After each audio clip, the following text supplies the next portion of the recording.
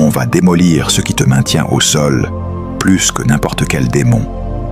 Tes excuses. Pas celles que tu dis aux autres. Celles que tu te dis à toi-même, dans le secret, pour rester confortable dans l'inconfort. La plus dangereuse d'entre elles, c'est cette phrase apparemment innocente. Je n'ai pas envie.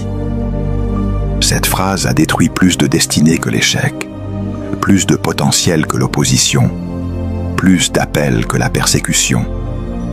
Parce que cette phrase fait de ton émotion ton maître. Quand tu dis « je n'ai pas envie », tu déclares inconsciemment que ce que tu ressens est plus important que ce que tu sais être juste. Tu donnes le pouvoir à une sensation passagère de gouverner une destinée éternelle. Et le problème, ce n'est pas que tu n'as pas envie. Le problème, c'est que tu obéis à ton manque d'envie. Or, les émotions sont de très mauvais leaders. Elles sont instables, changeantes, influençables. Elles réagissent au climat, à la fatigue, aux blessures, aux circonstances. Si tu laisses tes émotions diriger ta vie n'aura jamais de direction fixe. Le but, lui, est constant. Le but ne change pas parce que tu es fatigué. Le but ne disparaît pas parce que tu es frustré.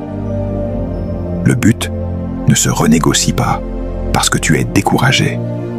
Ce que Dieu a mis en toi ne fluctue pas avec ton humeur.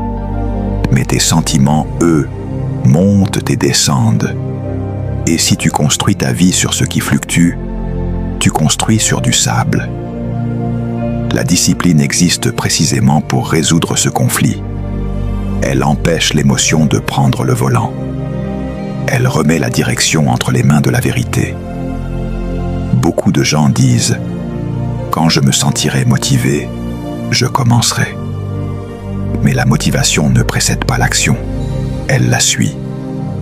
Tu n'agis pas parce que tu es motivé. Tu deviens motivé parce que tu as agi. La discipline inverse l'ordre naturel de la chair.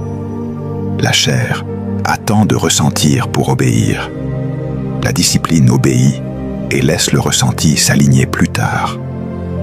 C'est pour cela que la discipline est douloureuse au début, mais libératrice à la fin. Elle humilie la chair, mais elle élève l'esprit. Tu dois comprendre ceci. Chaque fois que tu cèdes à une excuse, tu entraînes ton cerveau à désobéir à ta vision.